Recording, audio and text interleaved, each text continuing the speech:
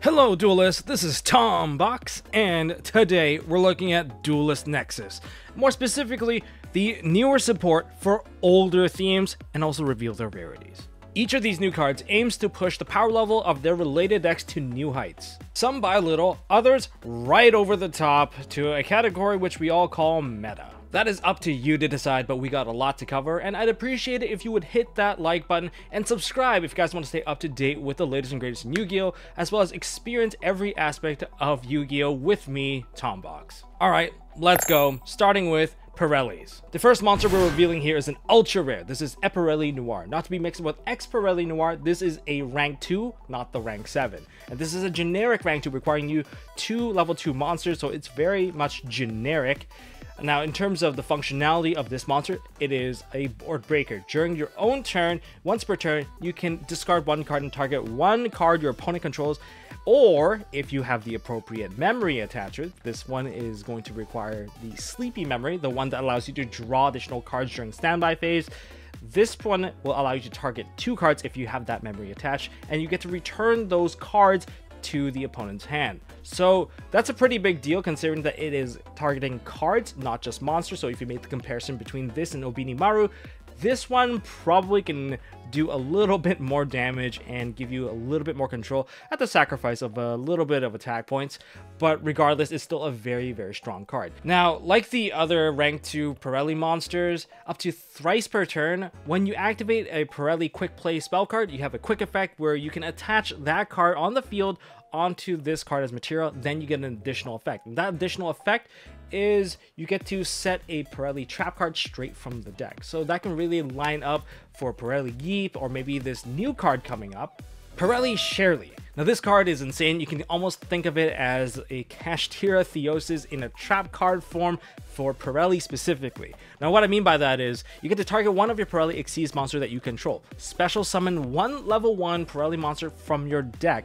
but negate its effect. That part doesn't really matter because immediately this is going to become Xyz material. You special summon from your extra deck one Pirelli Xyz monster with the same rank but different attribute than the targeted monster by using that newly special summoned monster as material. So that level 1, you get a free level 1 from the deck and you get to, put an Xyz monster on top. But wait, there's even more. You get to attach one card from your deck to the newly Xyz summoned monster, as long as that card has the same name as one of the Pirelli quick play spells attached to your targeted monster. So whatever you targeted, look whatever that's under that pile of cards, and then you can take one from the deck and attach it to the new one. And for example, say you have Sleepy Memory because that's an Pirelli Noir. Well, the new monster, say you got Plump out of the extra deck, Plump gets to have the Sleepy attached under as well, and if it's before the standby phase, you get to draw one for the Noir, and then you get to draw one for the Plump because it also has a Sleepy Memory attached. Next, we're looking into Manadium. Now to start off the Manadium lineup, we have Manadium Torrid. This is their new level 2 Fire Tuner monster. And for this monster, if you remember Manadium Meek and Manadium Fearless, both of those monsters, they're the tuners, and whenever they're destroyed by battle, they'll summon themselves out as an additional copy so that you can keep performing more synchro summons. However, this one is much better and can help you reach and extend your lines by quite simply summoning into any of the tuners from Manadium. So whenever this card is destroyed by battle or card effect, you can summon out a Manadium tuner from the deck. Now this effect is only once per turn, so it can help you get access to the ones that you don't have access to already, helping you extend your lines and giving you consistency of getting that reach. So for example, if you've destroyed the Torrid can go into Meek can go into Meek, and therefore you get to get an additional monster. So you can keep, a healthy amount of monsters on the field and keep your combos going. And our very first secret rare is going to be a reveal on the boss monster for Manadium. It is Visa's Amritara, and that is a light level 8 Warrior Synchro Tuner effect monster with a very interesting recipe. Let's start off with that, and then we can get into the card text. The recipe requires 1 or more tuners plus 1 light monster. That light monster can be a non-tuner or a tuner. It does not specify, therefore you can use either. Think back to Double X Saber Gothams, which requires an earth tuner and just more earth monsters. So you kind of get the idea there. So regarding Visa's Amritara, the light monster has to exist. If it's a non-tuner, then all your other monsters will need to be tuners, okay? So just get that one out of the way. Otherwise, it would be kind of confusing because Visa Starfrost is a level 6 light tuner monster, and if you can't use that, then it'd be a very strange recipe considering the theme and all. But if you were to use like a Rheum Heart, then your other monsters will also all need to be tuners. So yeah, a little bit confusing, a little bit different, you know, not your typical synchro summon, but on the field, this monster counts as a Visa Starfrost, and you can use each of the following effects once per turn. Now, if this card is synchro summon, you get to add a spell or trap card that mentions Visa Starfrost. And that's a lot of cards. Thinking back to the very first plan of Rectophobia, that also mentions Visa Starfrost. Perloreno mentions Visa Starfrost, and the Calarium also mentions Visa Starfrost. So you have all of the planets except for one. The one planet that doesn't mention is Wraith South, but Wraith South is a different story. But when it comes to like spells and trap cards, think like Trivikarma, the trap card. When it's sent to the grave, it could add anything that mentions Visa Starfrost. Kind of the same deal here. You can add Trilman's Soliak. There's a lot of powerful spells that mention its name, and there's even new cards coming up for it as well. So yeah, there's a lot of things you can add, and just a little bit of added bonus to help you push further into your synchro plays. You get to destroy one monster you control, and then all synchro monsters you control will gain 800 attack this turn. So yeah, it's basically 33. You can really push it for sure. Next, we're looking into the new Noble Arms and Noble Knight cards. Alright, let's speed things up here. We have an ultra rare of Angelica, the Princess of Noble Arms, a generic Synchro 5. Now, if this card is special summon and you're kind of just climbing the Synchro ladder here, you get to add a Horn of the Elephant or a card that mentions the Infer Noble Knight Emperor Charles straight from the deck into your hand. Now, Horn of the Elephant is a pretty cool card as well because you get to destroy a card on the field. It's a trap card, but as a one-up, it's not too bad, especially if you are just synchro climbing into your actual end board. This is going to be a pretty good addition, especially if people run big cards like Dark Ruler or more and just turn off your entire field. Having that additional trap card as a line of defense will keep you alive. On top of that, this card is very difficult to hit with targeting based card effects, because if this card is targeted, or if this card is targeted for attack, you get to run away, per se. You get to send one fire warrior monster from your deck to the graveyard, and then you get to banish this card till the end phase. Then you can also bring backup, which is a Roland monster from the deck or extra deck. So you get to summon out Captain Roland, and therefore, if you accidentally try to imperm her, well, I can say it could get pretty difficult, because now they're going to extend their combo even further, giving them an additional level 5 tuner. Next card, we have Noble Arms Museum. I'm a bit surprised that this card is only an ultra rare, because this card provides you with a search of a Noble Arms card. Now, all Fire Warrior monster gain 500 attack, that's cool, but if you can pay 1200 life points, sure, it's a steep price. You get to add one Noble Arms card from your deck to your hand. A Noble Arms card, so it could be, well, any of the equip spells from the older generation to the Infer Noble Arms, because those are technically also Noble Arms, so you can go for Durendal. So this could lead to a Fire Warrior search. It seems like there's a really decent line with that.